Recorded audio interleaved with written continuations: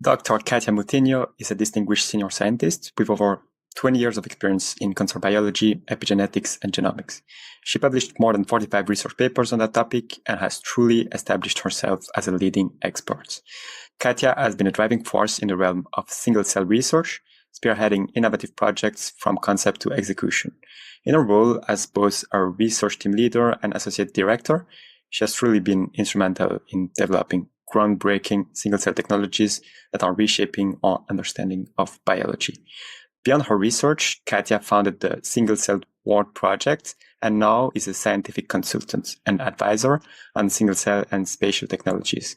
She's also the co-founder of Advice for Life Scientists, which is actually a mentoring and coaching initiative that helps scientists shine, as she says, and which is in fact how our path first crossed. Additionally, she's a talented science content creator and copywriter. And on a more personal note, what truly stands out about Katia is her genuine empathy and her commitment to supporting younger scientists. Her mantra, "Happy people are more productive," reflects her belief in the benefits of positivity and kindness. Katia exemplifies how one can achieve remarkable success in academia while remaining humble, compassionate, and dedicated to make a positive impact on the world. Now, the discussion with Katia. So first, I really wanted to thank you because in our first call, I think it's actually what led me to start my podcast. Because, I had, it's one of those things I had in my mind for so long. And then sometimes I just need someone that taps me on the shoulder. And because you also already did it, I think to me it was truly, it was truly a big deal to have someone that tells you about just do it. So thank you for that. Yes. Welcome. Yeah. Well, everything that I'm doing, like in terms of creating content, free content that everyone is had access to it, was a little bit also to inspire, to tell, okay, guys, you that are younger than me, you can do this. So yeah, I'm happy for this. Yeah, but actually, how did it come to you? This do you feel like you sort of became who you wanted to have when you were younger, or was it more naturally later on when you had the experience you thought of helping? So I think it was like I'm not a person of doing a lot of plans or thinking, okay, like a lot of people when you are in interviews, they ask you, where do you see yourself in 5 years? I never had an answer for that. And I don't have an answer for that right now. So it was a little bit, okay, I want to learn this, to learn that. And for example, with the podcast was a little bit, okay, I listen to podcasts. For me, reading, it's okay. But for example, reading about science is a little bit boring. And I didn't have a lot of time. And one of the things that I am is very practical. If there is like a shortcut, that it's okay to take that shortcut because sometimes it's not, right? But if there is, I will try and I will see if it works. And it was a little bit always like this. And it was, as I told you, it's like from very young, I knew that I wanted to somehow help the people around me. And I think that was what kept me going and be as I am today, basically. So, yeah. I think that's such an interesting journey of, I think what a lot of people have is consuming a lot of content and then trying to shift from consuming content to create. But I find this shift to be more difficult than I thought. I realized that I really need to create now some content, but then there is so much fear and apprehension and then there is other path that maybe you also experienced in academia, that then it becomes more a safe zone, kind of like the comfort zone of academia that we know. But then it really feels vulnerable when we get out there and try to create its own identity and what we choose to do. Yeah, no, I know what you mean. But believe me, even for me, certain things, I just did it without thinking a lot. Because when I have to do something new, it's like, for example, the podcast. My first thoughts were, I don't know how to do it. Who will be interested interested in listening about single cell technology. Why should I do it? So yeah, podcast is something new technology, AI tools. Even if I like it, I thought, no, maybe it's not worth it. But of course, these thoughts is what came to my mind. And when I have to do something new, is what comes to my mind. I will not lie. But then he's like, okay, no, Katya, stop. You just do it. You try your best. And this is, I think for me, it's my secret. Everything that I do, I try to do my best, the best that I can do with my knowledge, with my skills, right? Of course, someone else can do better. Yes, because maybe, for example, they are experts on marketing, right? But it's like, okay, you try your best and then you wait if people like it or not. And with the podcast that I did, I didn't start really with the podcast. I start with the blog. And when I start like both, the blog was getting more traction than the podcast. But after, it was the other way around. So the podcast started having more listeners and especially young people. Okay. The blog was more older people. That was like a surprise for me. And yeah, it's just try it. And the other thing is to enjoy what you are doing. Yeah. Also, a lot of things I tried and I thought, no, this is not for me. It makes me more like tired or I don't know, not with energy. So I just quit. And so in the end, is it really how now you decide on which project you go for? Like if too many days in a row, you have this feeling of that's more consuming my energy than giving me. I think in a weird way, we all need rewards to some extent. And even in a pure form of wanting to put something out there and help people. I think this first, as you said, when you were writing blogs, the first traction you have from people telling you that they read it is really something that is, I find, is the motivation behind doing something. And I heard this side of the story where it's I think, a bit toxic hustle culture of you need to work a lot and have no result and keep on doing it. But I don't think it's such a healthy view maybe of I think we need this social component of feeling what we confront ourselves to the world has some impact. Yeah. And I will tell you that when I started until, of course, the first people reading it and knowing about it were my friends.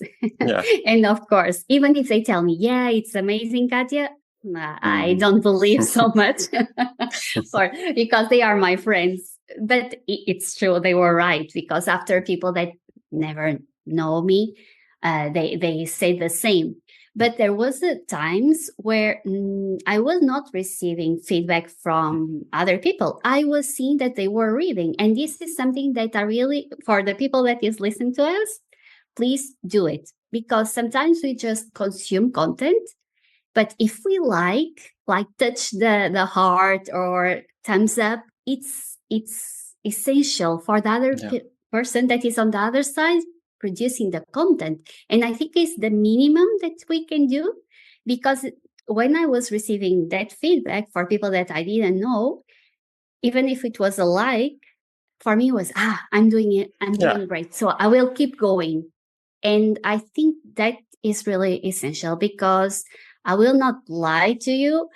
It's a lot of work. Like, even if nowadays we have the AI tools, but the AI tools help us. Yeah. You need to know. I always say that we need to know to do it without an AI tool or without any help. And then use the AI tool.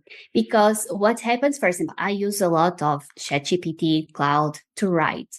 But what gives me is ideas. A lot of information is wrong, and it will be wrong.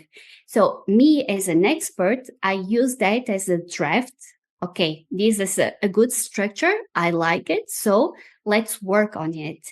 And for example, a blog, for me to write an article, before without AI, because I did it.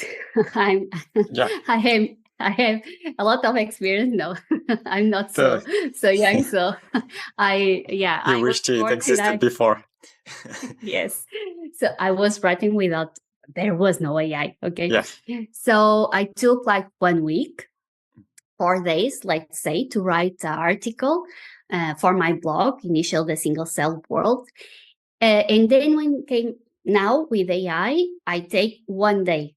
Okay. So yeah, it reduced a lot, but it's still a lot of work. So Yeah. because you need to know if what is being given to you is right or not, to Yes. check references. So yeah, Yeah. So I it's think a it's lot of really, work. yeah, it's really what you say is and I agree that I think it's a weird generation that we need to be in the middle of learning to do the hard work and then maybe to understand how is AI so interesting in doing the side that takes so much time, but we already know how to do is just so long. And I really like this idea that you say that we need to first do the hard work to understand that, oh my God, like I know how to do this process. I already did and you still do when you use AI. I also do Yeah. it sometimes that you just ask it and then you have so much information, but that are very without emotions. And I had that, for example, Yeah. when preparing the podcast, it gives me Mhm. so much ideas, but then I was like, I want emotions behind it, and what are my emotions behind those things? And then when you have all your emotions and what you want to do, AI is so good to help you write stuff. Yes, yes, yes. I think especially if you are not English is not your first language, Yeah. for example, it's great. But again, it's a machine. Yeah. In the future, I know that it will be different. It will have emotions, but again, I get a lot of ideas with AI tools, but then it's up to me to decide what topic I will write about because me, Katya, because of my followers, community, I know what are the real interests of my community. So I know what will be best. To follow up on that, actually, when you think about ideas, because it's actually the approach I took for this podcast of thinking the best way to probably do it, and I don't know if it's true because it's my first podcast, but is to do what truly genuinely interests me. And so that like if it does interest me, unless I'm a weird outlier, probably it will be interesting to some other people. But for you, then is the process that to do what generally interests you, or no, are you more in a middle ground of knowing your audience and doing a mix of what you really like and what you think they will like? No, is what interests me. Like, for example, That's a cool. lot of the topics, yeah, that I was writing or doing the podcast interviewing people was like, okay, I want to know about this technology. So let me do some research work. And then I want to talk with this person. And I was going, why? Because I knew if me as an expert in single cell, I wanted to know that, or there was no information about that technology, the others will not know because the other people are, when you are at the lab, you don't really have time to go and look for information. So it was like that. It was like, okay, this is interesting for me. I think it will be interesting for others. But sometimes I was doing like surveys to know what people wanted to learn about. So it was, but yeah, these two strategies. So it's a mix of both how you feel about topics and then trying to shape it with like the audience, like the feedback of the audience. Did you want to say something about it? No, just tell you that at the beginning it was like what are my interests, because you will not have followers, listeners. It's like that. It takes a while.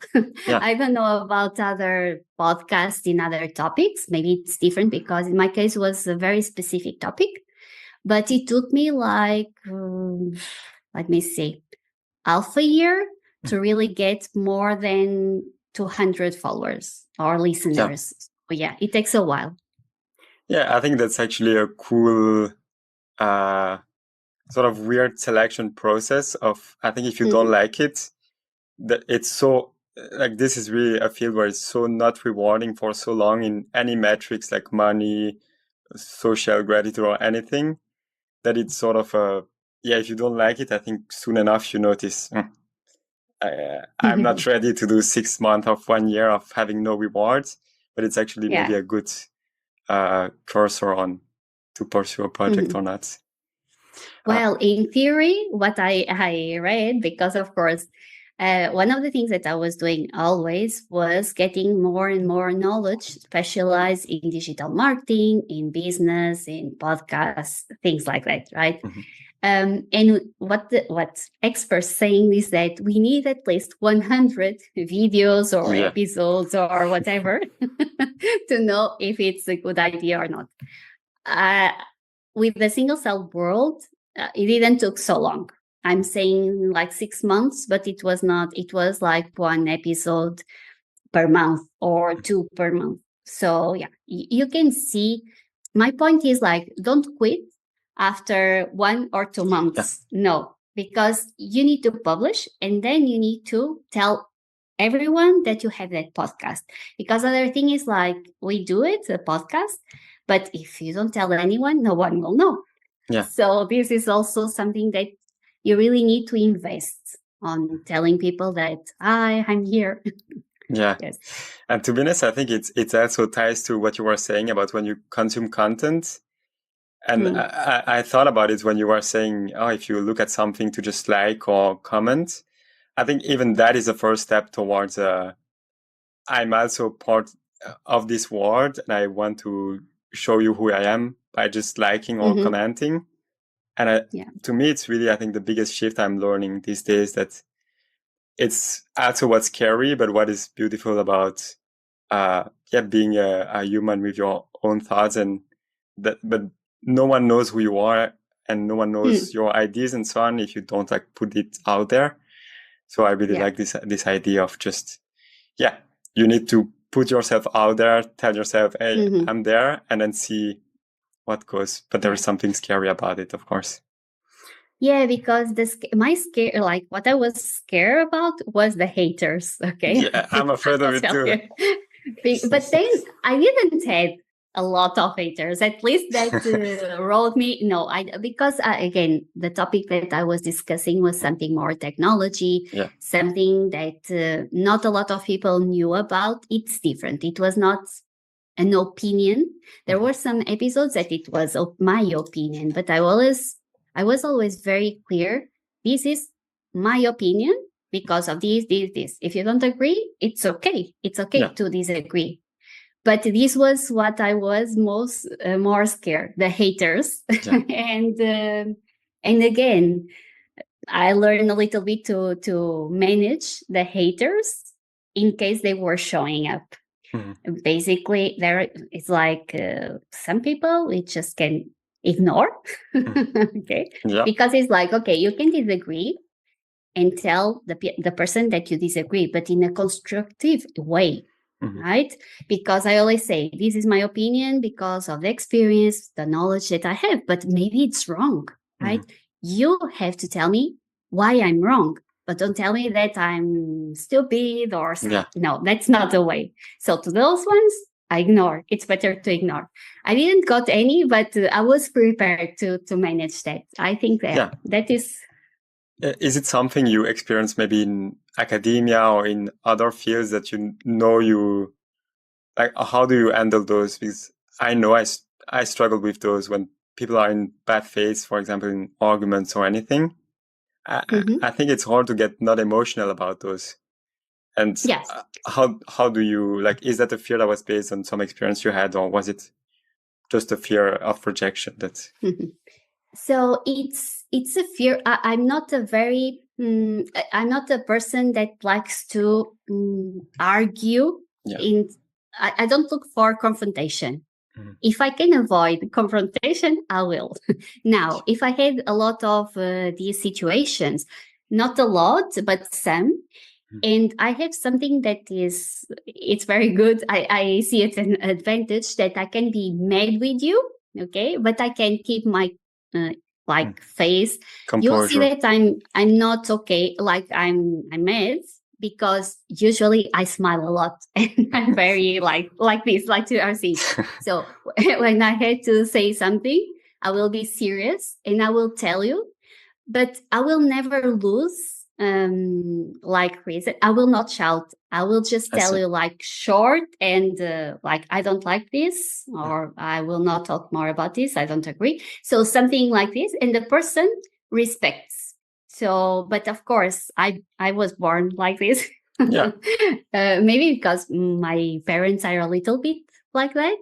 So I learned, and these made me basically like confrontations or argues that usually escalate. They are just kept like controlled. Yeah. but I don't like confrontation. Yeah. For me, the world should be like, usually I say unicorns, flowers, rainbows, but it's not. And sometimes you need to say, no. I always say that it's like, one thing is to be kind, good person. Other thing, it's people to think that I can say whatever I want to that person. That no. I always put the limits. And again, since I seem very nice, at least, like I'm very like this, like you are seeing, when I tell you no, or I don't agree, or of course, automatically you just stop, right? Yeah. So, No, I think definitely it's also something I'm learning, this balance between, because I think there is really something negative about avoiding the conflict, which I tended to do most of my life. I really hate conflict as well, so I just don't want to be in there. But I think there is something very important in sort of elegantly going into conflict, and especially when people are in bad faith, to be able to say, "Oh, listen, I don't think this conversation goes anywhere," and those are the ones that I think are impossible to match when someone is in bad faith. Maybe sometimes I'm in bad faith, probably. But there is so much, I think, so nice conversation that you can have when it's a conflict, but people are in good faith. Then I think we should all be okay to discuss it and disagree, but with respect and with, I understand part of your things, but I just reach out to different conclusion. Yeah, and I never, even if it's like sounds strange, I never run from conflict. What I did, I never had this situation that someone is shouting at you. No, but some like more tense situation I was. And I remember like the worst was like, okay, we will talk about this tomorrow. And I just left.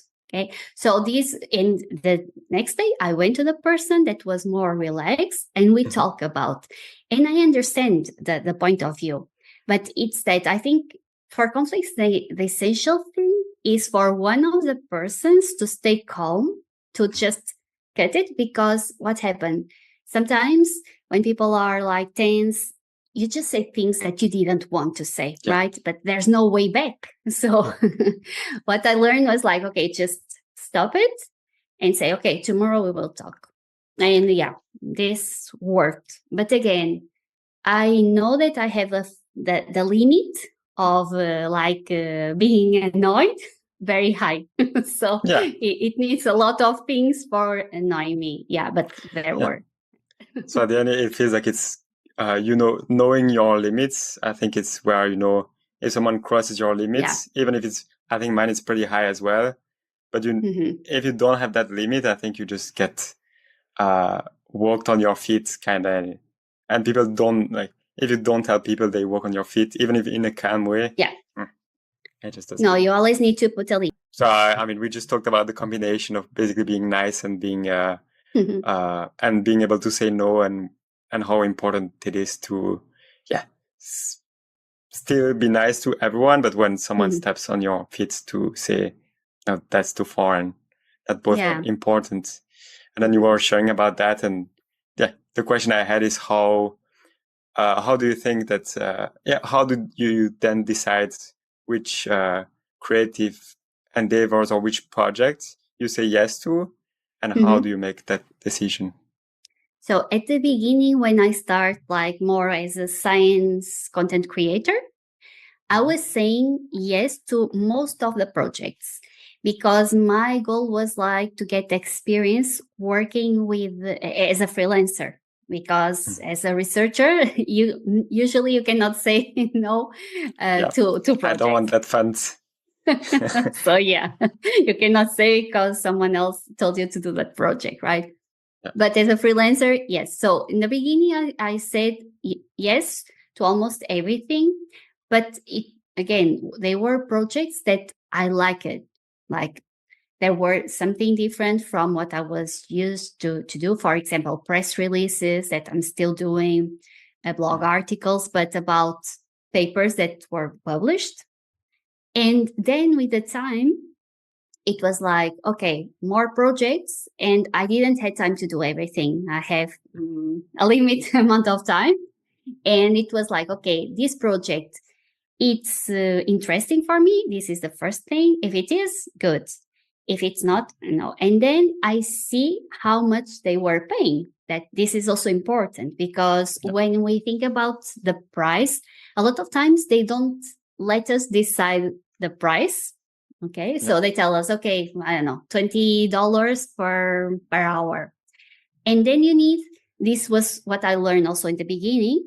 You need to know that money, you will have to pay taxes. You have expenses with the softwares, with the things. I don't know, for example, ChatGPT. I have a paid account because I use every day. So all these expenses plus the taxes that we will pay, they will be deducted from that amount of money. And like this, I start really to see if it was worth it to get this project or not. Now, I had afraid. If I say no to this project, will I have other? Yes, projects will come. Yes, they will show up. You can search for different projects. So to me, the main places where I get like work is LinkedIn, but also in Upwork. Upwork is a platform for freelancing work. There is not a lot of science related jobs there, but there are some. So yeah. I work on Upwork for that's where I earn most of my money. Yeah. But it's really interesting that there is this passion side. But from my experience, and tell me if you think differently, that I think it's very hard to get to those creative process if you don't have enough money, and especially when it's creative process that take time to have rewards. If you have no money, I think you always feel that pressure to have rewards. So I found it so much relieving that once you have just enough money to live, that then I think it's only then that you can truly be creative. Yeah. And I agree. That's sometimes a side of the coin that I think is neglected. That although it's all about passion and all about, especially when you learn, like you go into the content in the podcast that help you build companies. I think some of them really push that it's all about work, and if you have done result work, and it's fine. And I think there's also this other side of the coin of creativity. Yeah. It's so hard when you have a sort of a sword on you.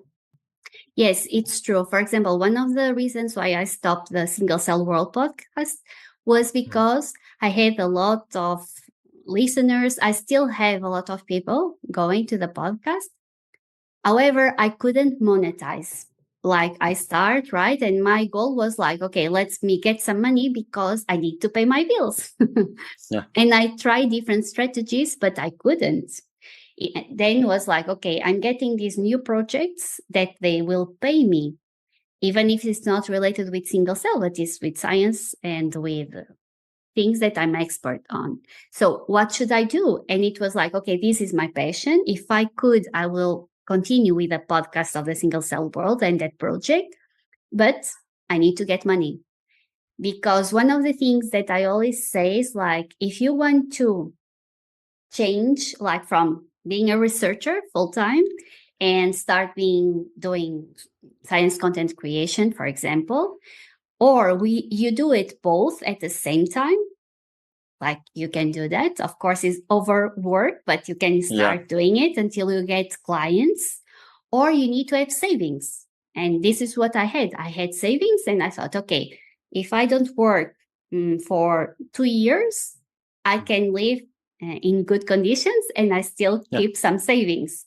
And this is what's happening. Like, okay, now that, of course, with the podcast, the blog, I got a lot of skills that I didn't add, and a lot of connections, a lot of potential clients. So, but it reached the point it was like, okay, now it's being good for me or not, Yeah. And it was when I decided, no, I will leave it. So yes, Yeah. is what you I say. think that's really a super hard clarity to have on the and perspective on your life, and knowing, oh, this project was really cool for a moment, but I think it's a very weird parallel. But there's like Mike Tyson, for example, that has a podcast, and that was so cool and so on. And then one day he was just like, oh, I think I did it all, and now I'll stop doing a podcast and go somewhere else. Yeah. And I think sometimes it's so simple, but I love those little perspective on it's okay if it was, even if it was good, you're attached to it, but now it's another project. And yeah, you need to know when to stop. Like, you need to be really conscious of if it's being good for you, because in my case, what my goal was to help other researchers knowing about technology, right? For them not to do the same mistakes, to keep them informed. This was my goal, but it reached a point that for me was not being good, because if I continue, I will not be able to pay my bills. So yeah, you need to know where to stop. This is really important. Another thing is that people I see in social media that they always say, I got this amount of money. Like in 1 month, I did, I don't know, a digital product and I got 10,000. For me, it didn't work like that. I'm sorry. For me, it always takes some time. Yeah. And again, the 10,000, you need to get the expenses, so I see. Yeah. And then also I think there is all this perspective that I started to think about what if you would receive a lot of money, but then I think that at some point it's like, if you're 80 and you have birthdays over and over, I think it doesn't feel the same, the birthdays. And I'm not sure you would want to go from a zero euro to a super amount directly without going through the different phase and the different highs and the chase. And it's very cliche, but the process part, I think it's, at the end of the day, it's what matters, and it's what we hear always, but it's so hard to truly grasp. And at some point, I think it's the same with money, that when you struggle, then you start to not struggle for a bit, so you really enjoy it. And all those phases are, I think, the most important, is not to go from 0 to 10,000 a month. And you need time like to enjoy the phases, I think. Yeah, and also something very important that I did is to invest my money. So I had savings, of course, part of them, they were investing. This means investing, I don't know, different things, for example, stocks. And this was some money that I got automatically without doing anything for me at the end of the month. So this was something that I also advise people to do. Of course, pay attention. Don't invest all your money. But this is something that we should do. Yeah, it's really all the phases of. I like it because it's not the glamorized phase of the podcast, and you have views and you have money, then it goes along. It's a lot of work, and some point of view that are reluctant into going there because it's hard and it's a new skill and you're already busy. Then you don't know anything about stocks, and then at the end of the day, it's what gives you such a freedom to do what you want, is to do this work. Then maybe we can shift to how was it for you to transition from academia? Like, for example, when you were in masters, was it very a natural sequence to, for example, you're in a master, you have a little topic that you already know, then you go to this topic, or did you have really those phases of that I hear a lot of, oh no, I don't really like what I do, but it's okay because it's just 2 years. And that makes me very anxious when I heard that of, then I'll do a PhD on that topic that is not really the topic I like, but it's okay because then it gets closer. And did you get that phase, or to you was it different? No, one of the things that I did always is like, okay, I need to be happy at work, what I'm doing. Yeah. And because I did my master, like I did a degree in biology, master. And then here in Portugal, everyone at the lab, they were not happy doing PhD. So I decided I will not do a PhD. Like me. You know, it's like, really, people? I want to be Yeah. happy. I don't know. This was always my priority. Mhm. And so since here in Portugal, there was not the professional path of lab technician, I went to Spain. And in Spain, yes, with a master, I start the professional path of lab technician. But then my boss, back in the time, told me, don't you want to do a PhD? And I thought, after being there like 3 years, I thought, why not? I like what I'm doing. I like epigenetics, cancer. So why not? And I start doing, but I start doing in part-time. So I was doing my inscription in the university, but I was keeping my job like, okay, from 9 to 6, lab technician, okay? And then from 6 to 10 and weekends, I was doing my PhD. And then people tell me, are you crazy? No, I was only able to do this first because of the boss, my PI, that was very nice. And second, because I had a project that was a good project, like not a risky project. He gave me a project that you knew that something was getting out of it. And of course, since I was 3 years already learning all the techniques that this is what you do in the beginning, the PhD, learn where are the things at the fridge, where is the bathroom. So learning, I already had that. So I could do my PhD in 4 years. The last year, I was 100% dedicated to the PhD. I was not a lab technician because it was incompatible. So I did like this, my PhD. And I think the key was because I was doing what I liked to do. Yeah. You know, and all the support, of course, of my group, of my PI. And after that, I stayed in the lab, still in cancer epigenetics. And until the point that was like, okay, I'm not learning anything new here. Do I stay or do I move? So I moved. It's the same question. Yes. Is it time to stop or no? Yeah, I think when you are not learning something new, you are always there. And for me, it was like, okay, I need to move forward. But of course, back then I didn't know if I wanted to keep going as a postdoc or as other thing like industry. A lot of my friends, they were changing to industry. I did a masters in clinical medical affairs and clinical trials, but it was not something that I liked. So I decided to go to do the second postdoc in single cell technology. And then I was very happy at that lab because I was working with a friend of mine that was he was a postdoc at the lab where I did a PhD. So I knew him before. And then I moved to Australia as a group leader. But again, it was like, okay, my husband was without a job in Barcelona. And I told him, choose a place where there is sun because I cannot live without sun. Sorry. I agree with you. Even if you pay me a lot of money, I will not go. It's a big deal. Yes. So I moved to Australia, but of course was like, okay, who do I know in Australia, in Sydney? No one. So I talked with my boss and he told me, I knew someone in a meeting. Let me just talk with him. And that person, he was looking for a group leader for his lab because he is a bioinformatician, like expert in bioinformatics in single cell. But he needed someone that did to manage the team that was doing the experiments. And he told, okay, see if you have this profile. And I had that profile. So I did the interview and let's go to Australia. So it was a little bit, my professional path was always about opportunities and think, okay, this is something that I will be happy doing it or not.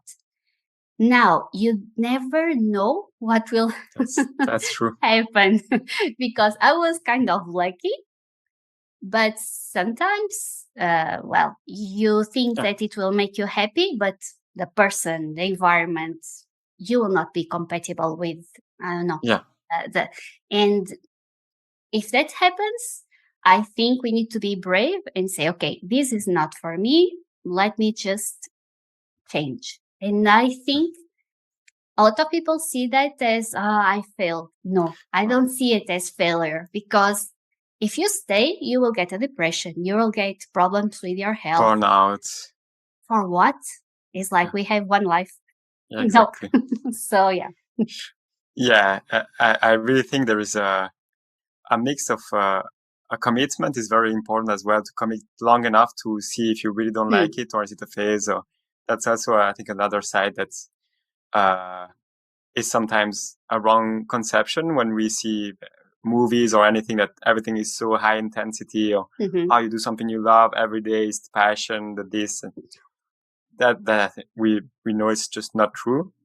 But yeah, it's again this conception of, do you not like it for too many days in a row, that it's I think I saw that in a Steve Jobs interview a long time ago, that when he learned he had cancer, I hope it's cancer, I might be wrong, but just a very bad disease. Yes. That then he started to see this as, okay, how do I decide what I do? Is if it's bad for too many days in a row, then I stop doing it. And I think it's true with relationship, with work, and with what you described, that there is this commitment. Okay, I'll do it long enough so I can judge, but also this bravery in, okay, now it's not going well for too many days in a row, and I need to, even if my intuition loves, like a PhD, it sounds so nice in our heads.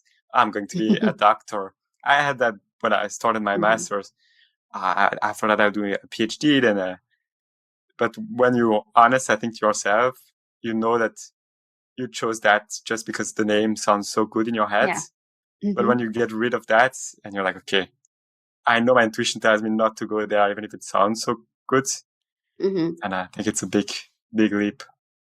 Yeah. Yes. I think, I think if we feel that we are not happy, but again, as you said, we need to commit. First, commitment to see if it's something that I don't want to work, or it's something that, I don't know, you are not being well treated, or it's simply a topic that you really don't like. I don't know. I always say that when I did my degree in biology, I hated molecular biology. The classes. My girlfriend has the same. Oh my God, the agarose gel, everything. I was like, what the hell? I couldn't understand anything, because now I know that the teacher was not good. And then I start in the lab and I love it. I love to do research, molecular biology. But this is a little bit the same. It's like sometimes we have expectations and we think we will like it, but until we try, we don't know. And one of the things that I see happen a lot of times is like in the interview, this is like a date, right? The first date, we put our best expectation, best sides. Yes, we are nice, but then with the time, sometimes you say, "Oh my God, we are incompatible." I think with the job interviews is the same. I agree. And we need to pay attention to these things. Now, independent of the job that you have, even now, as a freelancer doing what I like and choosing my projects, there will be days that you say, oh, so boring, so difficult, this person really is annoying. This will happen always, as you said, always. And this that you mentioned, that it's like continuous days that we are not happy what is happening, or it's just one day in a month. I don't know. So, yeah. Yeah. No, I agree. And I think it's such a key aspect of everything in relationship. So many people stay in relationship that at some point, it's bad for too long and you need to do those. And also not to be too dramatic when it's bad. Yes. I'd like to ask you maybe more, if you want to talk about the single cell genomics a bit more. I don't think it's good that we go too much in details, especially for time. But I was just wondering if you could explain it briefly, and why do you think it was so important, and sort of the journey that got you there? So single cell genomics, basically, it's like when I started because as I told you, I was in an epigenetic lab for 10 years and I was not learning anything new. So when there was that opportunity, I took it because it was a new technology. Basically, it's like, okay, I was studying cancer, right? But when we were studying cancer, you get like a piece of meat, let's call it, and like a meatball, okay? And you get DNA, RNA, whatever, and you study that. And what we are seeing is like what is happening in all the cells because all the DNA is from all the cells.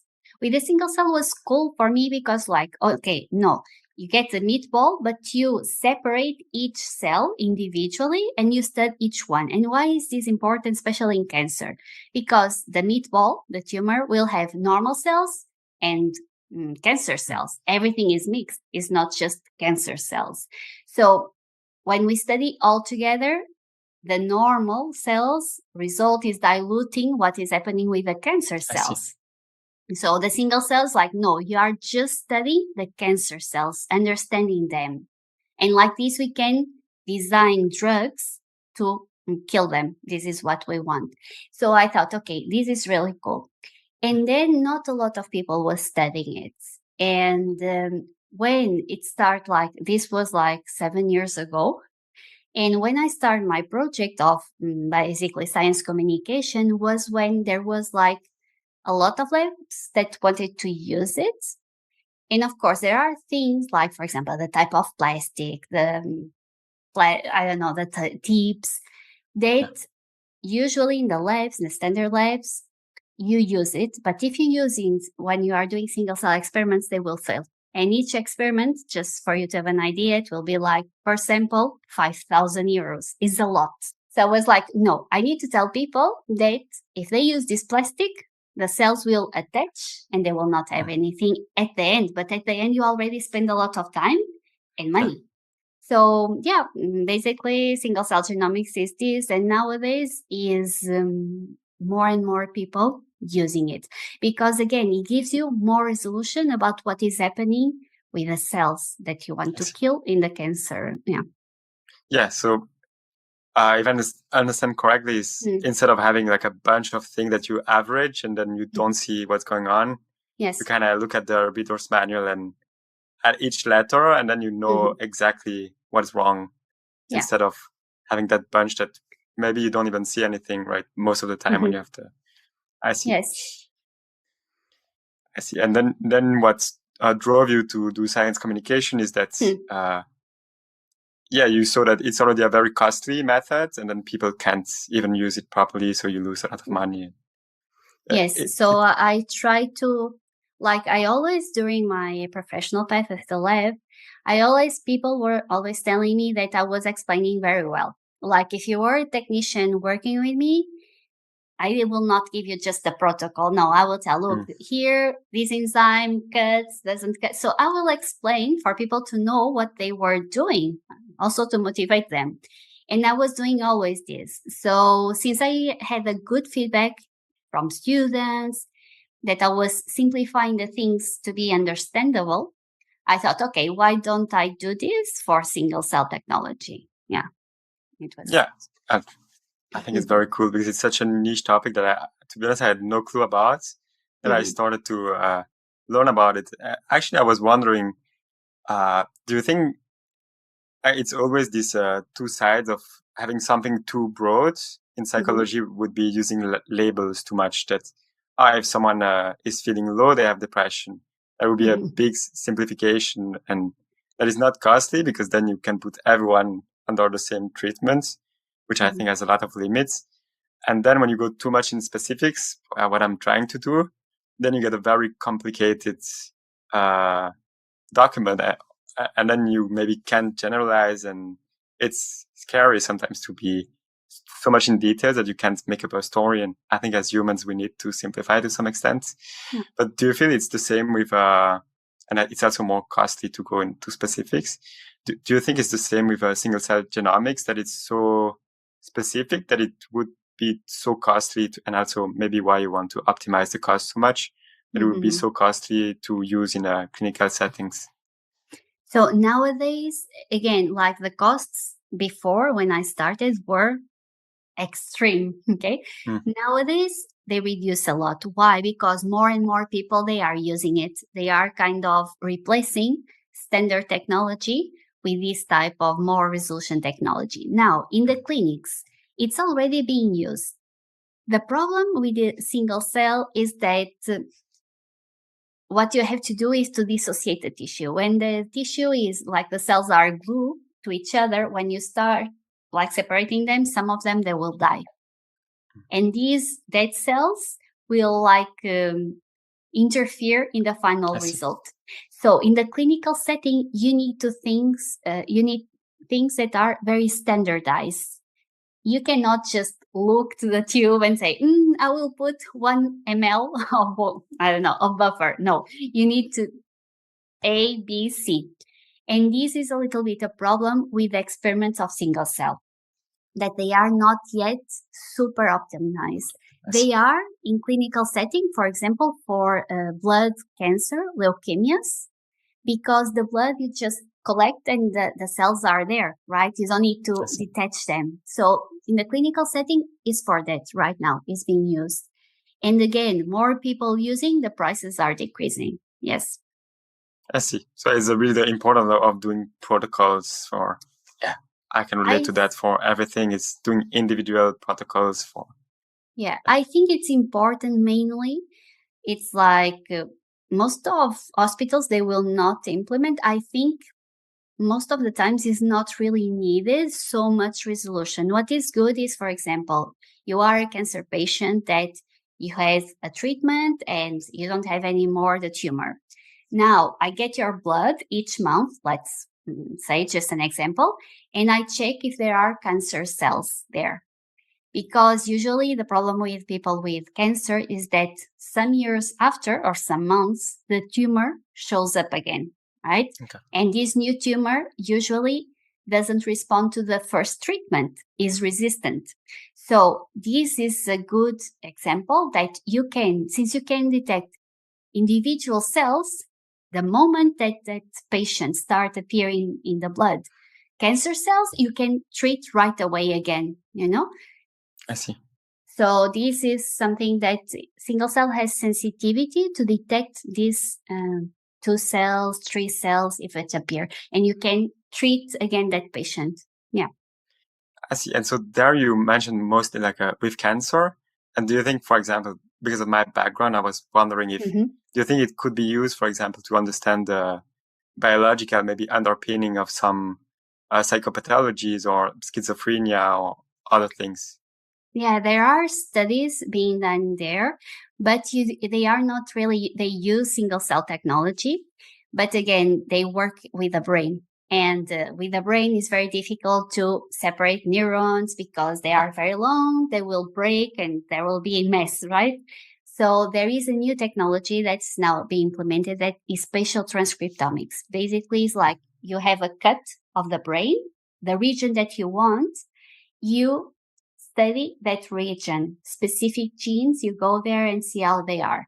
So this is more for this kind of studies in the brain. But there is schizophrenia, depression. So yeah, but always with postmortem material, right? Because, or in mice, you can also do. Yeah. So is it because it's very invasive that you can only do on dead cells? Yeah. I was really wondering if, it goes back to the debate of nature versus nurture. I think if, for example, we reach a point where we can say, this baby has everything that is going to be schizophrenic, for example, to what extent do we think we can have this baby when he is born? Or to what extent maybe there's this determinism of this baby is going to be dead, and so there's nothing we can do. How do you think, how do you see the single cell? Do you think it's going to be more fostering the genetics, or genetic side that is more important, or do you think it will reveal more maybe the impact of environment? No, just for out now, of intuition. Now single cell is more genetics. It's more in terms of genetics. In terms of epigenetics, that is the environment, the causes, there's not a lot of technology adapt to that. because it's more difficult. It's more like the environment changes that we suffer, right, are more quick, are not like in the DNA that they will stick there, you will see them. No, this is like environment changes are more chemical things that happen very quick. It's not yet there, single cell. Yeah. No. I see. There is sometimes I feel this feeling of doom in science that it's so complicated that at some point, maybe it's even more in psychology because we have less tools to measure what's going on in the brain and feelings. It's just so complicated that at some point I had this feeling of we know so much nothing about everything that's going on. At all the lessons I hear, I sort of don't think it's true. Like it's a way, of course, with the knowledge we have that we try to put words on what we think is true at the moment.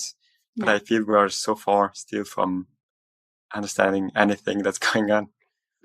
Yes. Well, if I compare like research, cancer, molecular biology research with psychology, yeah, I think you guys still need to do a lot of research because, of course, again, it's like with the environment changes in our RNA or in our body, are things that are so quick and can change quickly that it's very difficult to get the cells in that point that you see the change. So yeah, with psychology it's a little bit the same.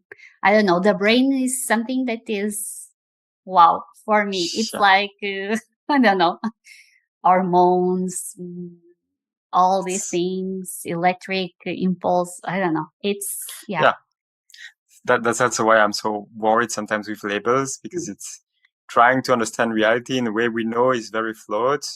So we get these so that's why I want to get more to the specifics and getting to someone that, okay, we know exercise is pretty good, and then trying to see how with you, how do you feel when you do that?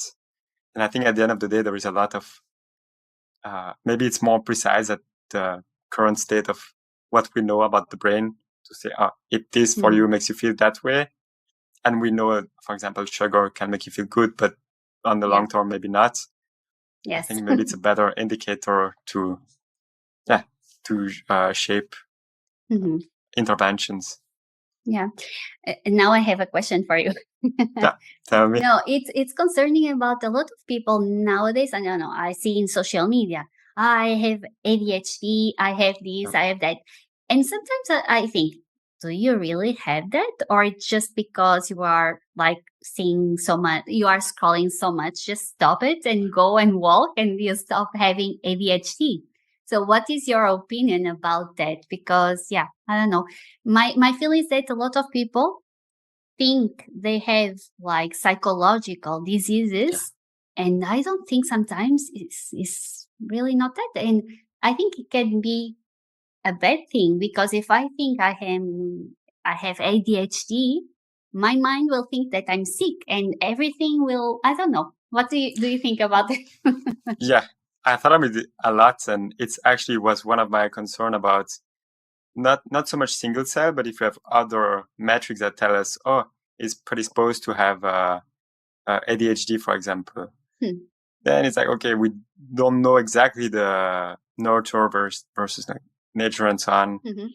And then I also think there is this over labelization, if I can say, that there's so much labels. And I also agree that I think the goal of labels at first is to help clinician talks among them of this person maybe has depression, so you kind of understand this patient on a scope. But I think it shouldn't be used as a way to understand reality. It's just a simplification that we can use to communicate, as already language is so imperfect, so we need to choose that. But I also think right now, I think there is an overuse of labels that creates more uncertainty and discomfort than help people. It's really, if you struggle with this, and they did test actually that I think all the population has at least one disease in the DSM, so the book basically of psychology with all the disease. So I think there's definitely something wrong there, and also some misconception about what is some states of mind that's really always how I try to see. If you feel something, for example, if you feel depressed, I always try to see of what is the purpose of that. And if you don't take it as something negative, like for example, oh, now I feel very unmotivated. If you take it as something negative, I might be depressed and so on, you sort of put words on the feelings of your body as something that is bad. But if you take it as my body is signaling, okay, now I don't have motivation. Maybe it's because my body doesn't want to give me motivation to engage in behaviors that are bad for me. Or is that maybe I live in so much comfort that my body doesn't need to be motivated because it has everything it needs. And I think from that angle, I can use labels to help me when I'm lost and to be, a lot of people that are lost in the same way might be suffering from that. Then you can connect, I think, with people that suffer from something similar, but you are not that. You are just describing what you feel in a way that other people find interesting, but I don't think you should use it as then I'm, of course, that. And I don't talk about the extreme cases that tick all the boxes that they need. There's obvious kids that need help, like obvious depression that can't do anything. And I think this is toxic to say, oh, no, you don't have depression. It's just willpower. There's a real value to say, okay. Yes. But I agree with you that there is of subclinical case and people that don't have anything that try to have disorders because too much information, and that's definitely not good. No, yeah. And even if a lot of times, if you feel depressed, I think it's good for you to go and to talk with a doctor to see if you can do, if it's reversible or not. But it's an I don't know. My feeling is that a lot of people nowadays is sick, and it's like, okay, are you really sick, or do you have really these problems, or it's just because you went to Google? That sometimes I do it, and I think, Katya, don't go. And Google told you that this is depression. Well, I think right now our days is like too much information, I think. So I think it's really understanding the signal and what can I do if I have this signal, instead of if I have this signal, what am I? It's right. Okay, I have signal, so I need to change some stuff. And what is giving me these signals that I don't like? And to me, at least, it's a perspective that helps me. Yeah, I think this is something that, as I mentioned before, I always did a little bit, and I always do also in terms of physical condition. It's like, okay, let me stop. Let me think why I'm not happy in this lab. For example, is something that I can change or not? If maybe I should leave, right? Or stop and say, look, I'm very tired. Why am I tired? Am I overthinking?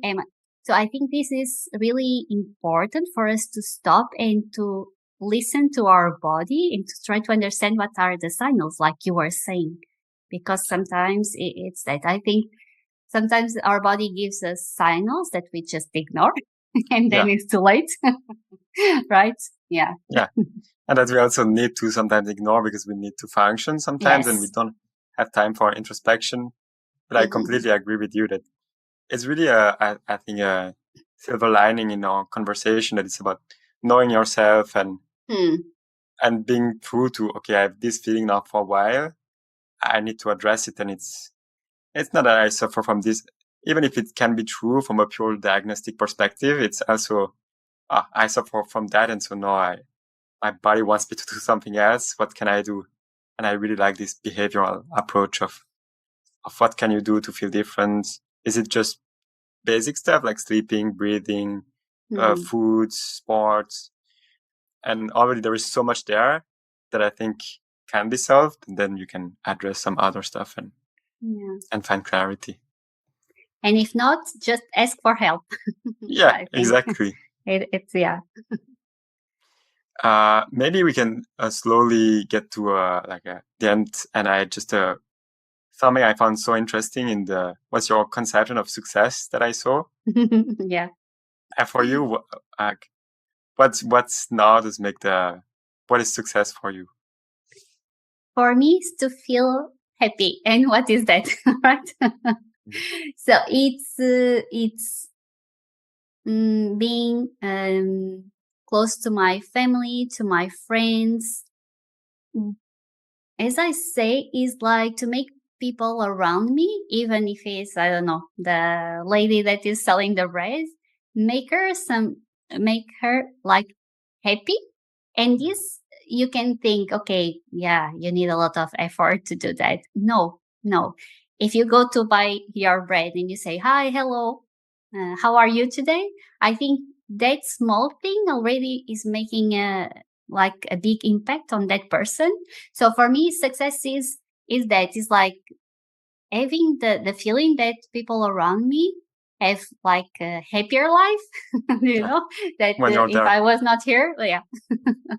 And yeah, this is success. Yeah. I think that's such a pure conception of, I think it's what should push also people to be better and not in a toxic way that you should earn more, do that, but more while you meditate, while you take care of yourself and so on, so that when you're around people, you can try to make them feel a bit better. That's, I think, a very noble. Yes. And I think it's essential for us to take care of ourselves. This is also something that I learned with time. Yeah. Like if we are not happy or we are lacking, I don't know, energy, and we are just giving, this will be bad for us. So was something that I also, when I was younger, I struggled to manage because I was a person that was giving too much. And this is also something that I want to highlight. But for me, success is to feel good with myself and to have this feeling of, okay, I'm doing people's life better. I think it's really the reverse of depression. That probably depression is when you feel that it doesn't matter whether you're there or not. And I think then that's why, for example, they recommend getting plants or animals. Then you feel, at least with that plant, I matter, If I'm gone, and so I think it's very pure goal. That motivates us a lot of good behavior. I want to not feel irritable and sleep well, because otherwise I'm going to be mean to people. And then, so I think, it's a little bit that, for me, success. And also because, and this can be a little bit selfish, right?